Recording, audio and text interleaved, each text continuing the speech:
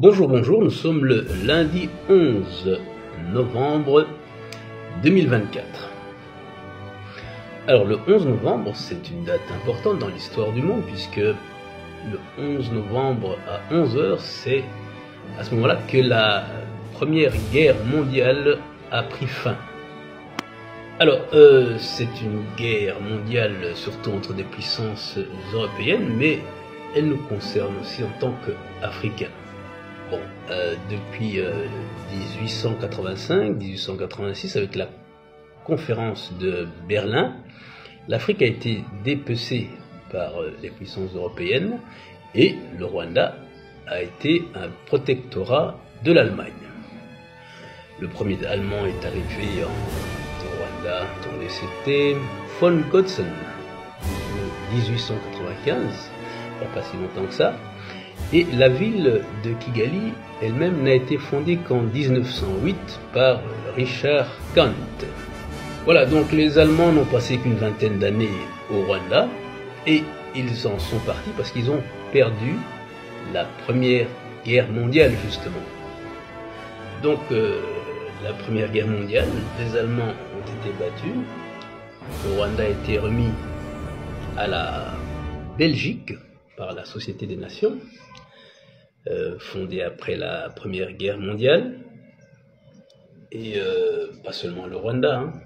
L'Allemagne avait plusieurs autres colonies, le Togo, le Cameroun, la Namibie, à l'époque c'était South-West Africa, et le Tanganyika, qui deviendra plus tard la Tanzanie.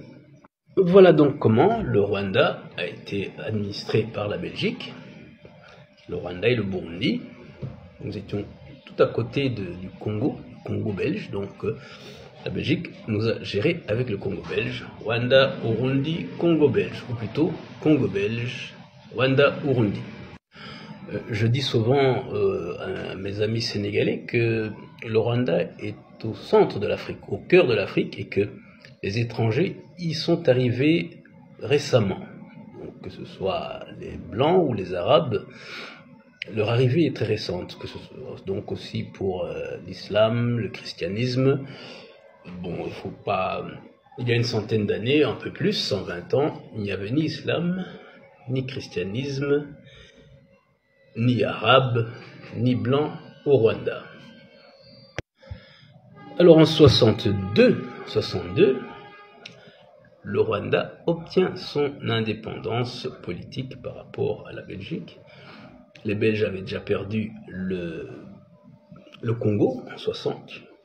Bon, ils n'allaient pas s'accrocher sur des colonies, des territoires beaucoup moins intéressants comme le Rwanda et le Burundi. L'indépendance a été octroyée, mais ils ne sont pas partis. Il n'y a pas eu de guerre d'indépendance au Rwanda, donc les Belges ont eu le temps de se préparer, de rester. Ce qui s'est passé, les violences qui se sont produites au Rwanda autour de l'indépendance, c'était plutôt une guerre civile.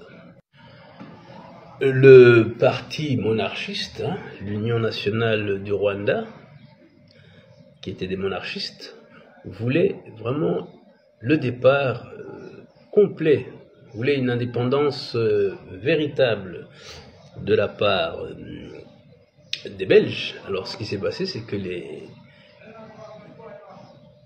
Belges, avant de partir, ont permis l'abolition de la monarchie, le remplacement de la monarchie par une république, alors que les Belges étaient eux-mêmes monarchistes. Il faut croire qu'ils préféraient accorder l'indépendance à des républicains issus de la majorité ethnique. Donc le roi sera bloqué hors du Rwanda par les Belges. Il restera en exil jusqu'à sa mort en 2016-2017. Et en même temps que lui, des centaines de milliers de Rwandais partiront en exil dans les pays voisins. Donc ça c'est en 59, 60, 61, 62, 63, il y a eu beaucoup de massacres, des dizaines de milliers de personnes tuées dans le sud-ouest du Rwanda. Mais bon, comme on le verra, ces personnes exilés reviendront à partir de 1990 à 1990 par la force et ils reprendront le pouvoir en 1994 après une guerre de 3 ans et demi, presque 4 ans, et le génocide des Tutsis dont on vous parle depuis lors. Et voilà, donc c'est intéressant de connaître les antécédents, ce qui s'est passé avant. Voilà, mais la Première Guerre mondiale, hein, donc c'est important aussi à savoir comment ça s'est passé.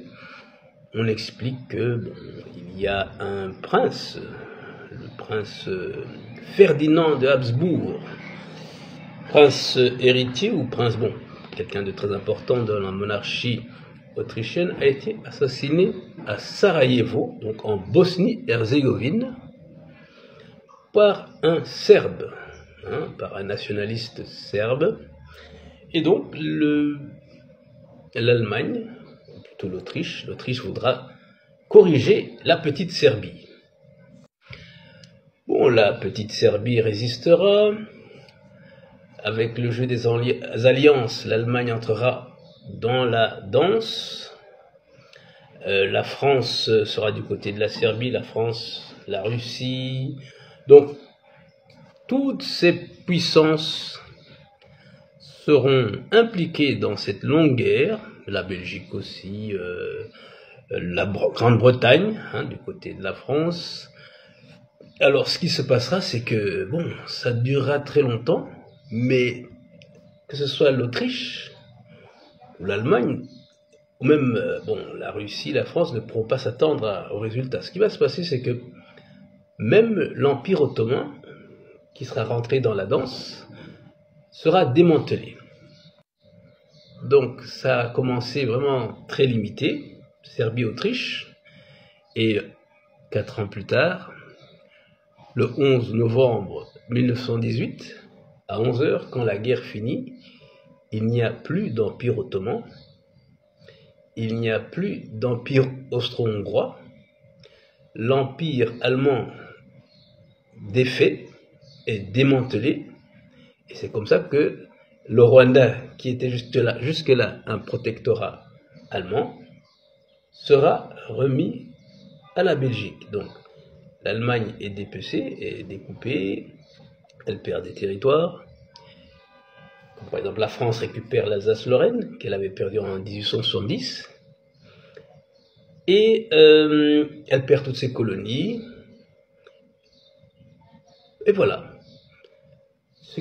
Ce qui avait commencé comme une petite guerre locale s'est terminé en guerre mondiale, où tout l'ordre mondial, vraiment l'ordre mondial a été remis en jeu, ou remis en cause, remis en question de fond en comble.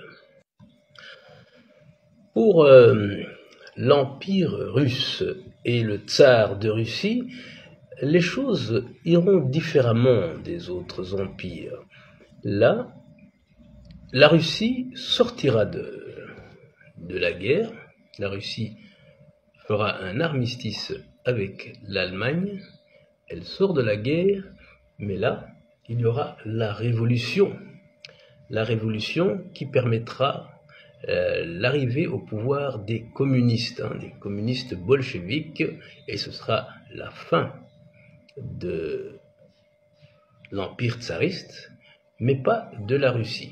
Elle perdra certains territoires, mais le gros restera. Tout ça pour dire que, bon, les guerres, hein, ça commence toujours de manière anodine, hein, des petits incidents, et puis on commence la guerre en se disant que ça ne durera pas longtemps. On parle de des gens qui partent au combat, la fleur au fusil, et on ne sait pas comment ça se termine. Vous voyez ce qu'il y a en Palestine, à Gaza, au Liban, ça commence, et après un an, on y est toujours. Mais bon, là, Il y a des gens qui ont peut-être qui ont des intérêts à ce que ça se poursuive, mais aussi entre la Russie et l'Ukraine. Entre la Russie et l'Ukraine, bon, on peut commencer que ça allait être plié très vite, mais en février, ça fera 3 ans. Et je ne pense pas que celui qui a commencé cette guerre ou ceux qui ont permis cette guerre s'attendaient à ce que ça dure aussi longtemps et que les résultats ne soient pas nécessairement au rendez-vous.